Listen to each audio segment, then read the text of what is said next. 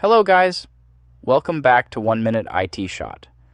In this video, I will show you how to download high-quality images directly from Pinterest using the platform's built-in tools.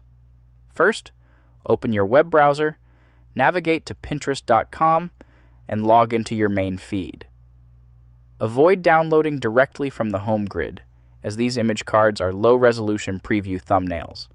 Instead, scroll through your feed, locate the exact picture you want to save, and click on it to open the pin's detailed view page. Opening the full layout forces Pinterest to render the highest resolution asset uploaded by the original content creator. Once the high-res file loads completely on your screen, look near the top right corner of the pin interface for the 3 horizontal dots representing the More Options menu. Click these dots to open the Actions panel, select the Download Image command, and your web browser will automatically fetch the target JPG or PNG file into your system downloads directory.